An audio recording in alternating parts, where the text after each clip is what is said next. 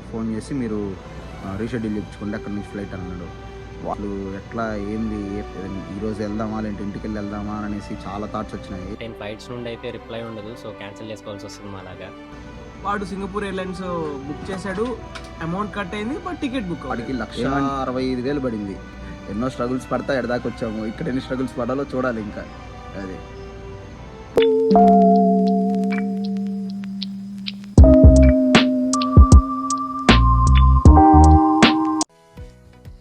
So hello guys, welcome to another video.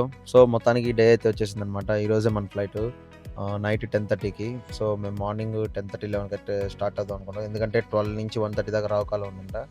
So అందుకనేసి కొంచెం ముందే బయలుదేరదాం అనేసి అనుకుంటున్నాము.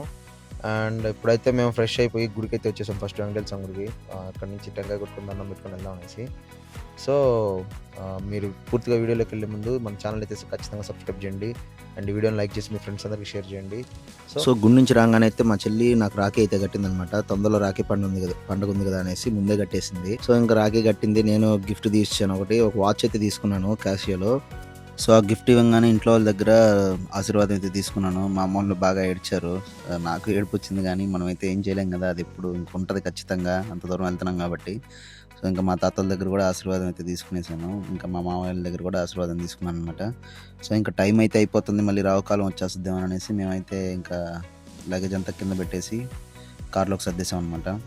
యాక్చువల్గా మేమైతే మొత్తం 3 కార్లు వెళ్తున్నాము. ఒకటి నాది, ఒకటి మా మామయ్య ఉంది, ఇంకోటి బాడుకి తీసుకున్నాం అనమాట. సో బయలుదేరినాము. తడ దగ్గరికి వెళ్ళగానే ఆకలేస్తుంది అనేసి తడకడ ఆగాము ఒక హోటల్లో, నాయుడు గారి హోటల్ సంథింగ్ ఏదో మా మామయ్య చెప్పాడు. సో ఫుడ్ అయితే అద్దరుగొట్టారు అసలు. నాన్ వెజ్ ఐటమ్ భయంకరంగా ఉన్న టేస్ట్లు కూడా అన్నీ. చూసేదానికి ఏదో పాకాలాగా అనిపించింది, కానీ టేస్ట్ మటుకు సూపర్ అనిపించింది. సో మీరు ఎప్పుడైనా ఆ లైన్లో వెళ్తే మీరు ఒకసారి ట్రై చేయండి. ఇంకసారి అట్లా ఆడతా పాడతా ఇంకా వచ్చేసాం అనమాట చెన్నైకి. 4:30 అట్లా 4:30 అట్లా అయింది రీచ్ అయ్యే లోపల. మధ్యలో ఆగుతా ఉన్నాం టీకి వాటికి అనేసి. సో ఇక్కడికి రాగానే ఆల్రెడీ చైతన్య గారు రీచ్ అయిపోయి ఉన్నాడు అనమాట. ప్రణీత్ గారు వస్తున్నాడు, దారిలో ఉన్నాడు. సో చైతన్య గారు టికెట్ ప్రాబ్లం అయితే దాని గురించి మాట్లాడుతున్నాడు అనమాట. అసలు ఏమైంది, టికెట్ ఏంది కథ అనేసి మీకు లాస్ట్లో చెప్తాను.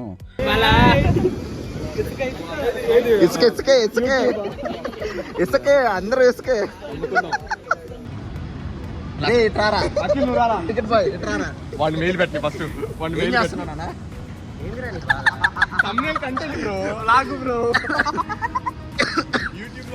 ఉండాల్సిన ఫ్లైట్ సంకన ఆగిపోయింది. ఇంకో ఫ్లైట్ బుక్ చేసుకోవాలంటే 150,000. ఓకేనా, ఇదో వాడు కంపెన్సేషన్ కోసం ఎక్స్ట్రా అడుగుతున్నాడు. చాట్ జీపీటీ అడిగి మెయిల్ పెడుతున్నాడు, నాకు ఎక్కువ కంపెన్సేషన్ పరువు ఏంటారు, ఇంకేం పరువురా. ఫ్లైట్ ఇస్ సోల్డ్ అవుట్ రా ఫ్రెండ్స్, ఈ ఫ్లైట్ సోల్డ్ అవుట్ ఫ్రెండ్స్. ఏం చేయాలి అర్థం కావట్లేదు ఫ్రెండ్స్. వీళ్ళిద్దరు అయ్యాయి ఫ్రెండ్స్. మా ఇద్దరి పార్టీ ఎక్కడ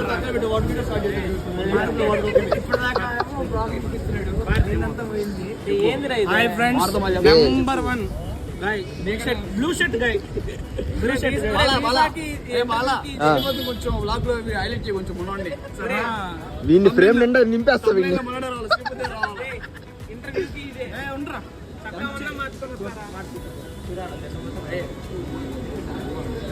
ఫ్లైట్ టికెట్లు పోయి సంకనాగుతుంటే ఈ స్టైల్ స్వాగ్ ఒకటి మళ్ళీ. సో మొత్తానికి ఫ్లైట్ అయితే నెక్స్ట్ వీక్ ఇంకోటి బుక్ చేసుకున్నాము. సో ఇంకా ఏం చేస్తాము, ఇంకా చాలా బాధగా అనిపించింది. అంటే అనుకున్నన్ని కరెక్ట్గా జరుగుంటే ఇంకొంచెం హ్యాపీగా ఉండేది, కానీ మనమైతే ఏం చేయలేదు, మన తలరాత అంతే.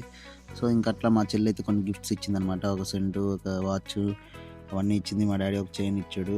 బాగా ఎమోషనల్ ఇంట్లో వాళ్ళందరూ మాట. కానీ నాకు బాధ వేసింది అతను చూస్తే. కానీ అదే ఇంకా అంటే అట్టే ఉంటుంది, అనుకున్నవి జరగలేదు కదా, కొంచెం బాధగానే అనిపించింది. కానీ మనమైతే దానికైతే ఏం చేయలేము. ఇంకా సరే అని చెప్పి అందరికీ బాయ్ చెప్పేసి మేమైతే రూమ్ తీసుకొని రూమ్లో స్టే చేసాం అనమాట. సో ఇంకా మళ్ళీ నెక్స్ట్ డే మార్నింగ్ లేసి బయలుదేరినాము. ఇంకా బయలుదేరి యాక్చువల్గా నెక్స్ట్ డే మార్నింగ్ మాకు 10:30కి అనమాట ఫ్లైట్. సో 8 కల్లా మేము అక్కడ రీచ్ అయిపోయినాము. ఇంకా ప్రణీత్ గారు బ్యాగ్ని అట్లా ర్యాప్ చేపిస్తా ఉన్నాడు. ఒక బ్యాగ్ 400 అంట. ఏం చేస్తాం, ఇంకా కొంచెం సేఫ్టీగా ఉంటుంది అనేసి దానికి ర్యాప్ అయితే చేపిస్తున్నాడు అనమాట. ఇంకా లోపలికి వెళ్ళినాము. ఇంకా బయట టికెట్ ఇచ్చి లోపల సెక్యూరిటీ చెక్ చేసుకుని లోపలికి వచ్చేసి లైన్లో నిలబడి ఈ చెక్-ఇన్ బ్యాగ్స్ అన్ని ఇచ్చేసాము. ఆ చెక్-ఇన్ బ్యాగ్ కాడ ఏంటంటే ఆమె చెప్పింది, మీ క్యాబిన్ బ్యాగ్ కూడా కావాలంటే ఇచ్చేసేయండి అనేసి. నేను కొన్ని ఎలక్ట్రానిక్స్ పెట్టినాను కాబట్టి నేను ఇవ్వాల. ఈయన ఇవ్వరా అంటే ఇవ్వకుండా ఏం కాదులే నేను మూసుకొస్తాను అన్నాడు. దారిలో దోలు తీరింది. ఇంకా అటు నుంచి అటు ఇమిగ్రేషన్కి వెళ్ళాం అనమాట.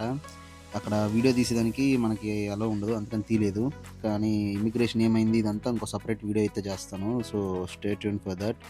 ఇంకా అట్లా అన్ని ఇమిగ్రేషన్ అన్ని కంప్లీట్ చేసుకునేసి హ్యాపీగా వెళ్ళి మా గేట్ దగ్గర కూర్చొని వెయిట్ చేసి సింగపూర్ ఎయిర్లైన్స్ ఎక్కేసాం అనమాట. ఇది బోయింగ్ ప్లేన్. సో అంటే పెద్దదే, మనకి బిజినెస్ క్లాసు, ఆ క్లాస్, ఈ క్లాస్ అన్ని క్లాసులు ఉన్నాయి లోపల. వాటిని చూడంగానే అబ్బా ఎప్పుడైనా ఎక్కాలరా ఈ ఫ్లైట్లు అనిపించింది.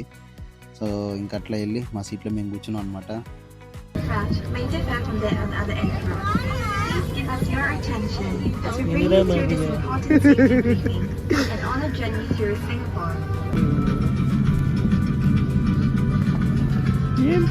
వాకింగ్ బ్యాగ్ కూడా అన్బాక్స్ చేస్తుంది.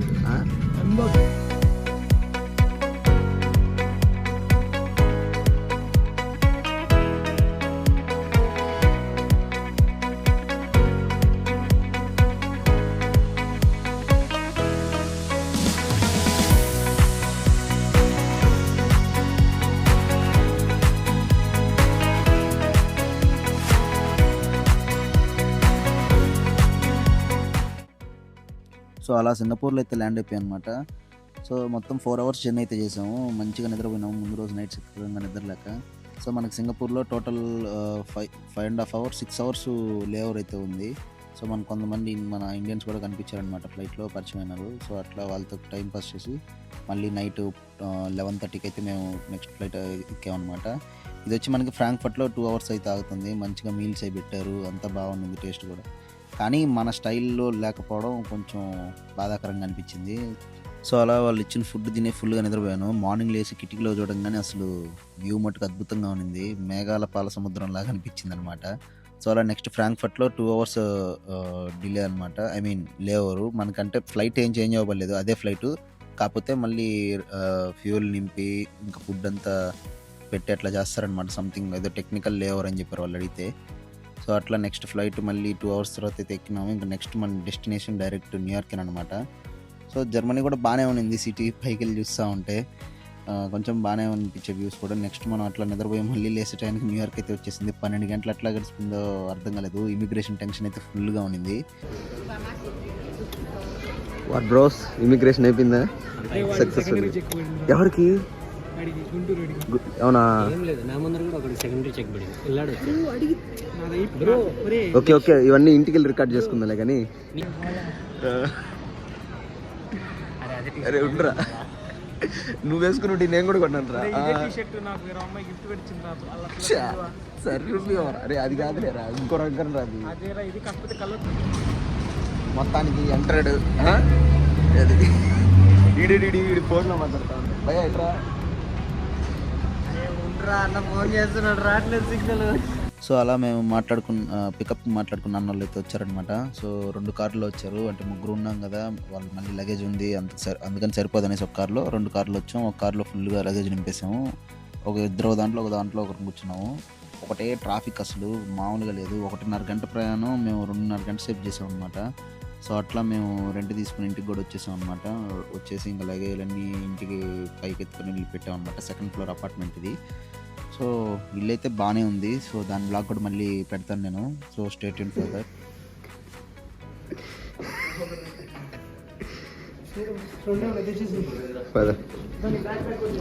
సరే, అసలు ఫ్లైట్ ఏమైందంటే మా ఇండిగో దానికి చెప్తాను వినండి. యాక్చువల్గా మేము 14వ తేదీ సాయంత్రం నైట్ 10:30కి బుక్ చేసాం అనమాట ఇండిగో. మనకి ఫస్ట్ చెన్నై నుంచి ముంబై నుంచి ఇస్తాన్బుల్ నుంచి న్యూయార్క్ అన్నట్టు. సో సరే బుక్ చేసినాం, తక్కువలో వచ్చింది. 80,000 చేంజ్ ఎంత పడింది. సర్లే అనుకొని హ్యాపీగానే ఉన్నాం, తక్కువలో పోయింది కదా అనేసి.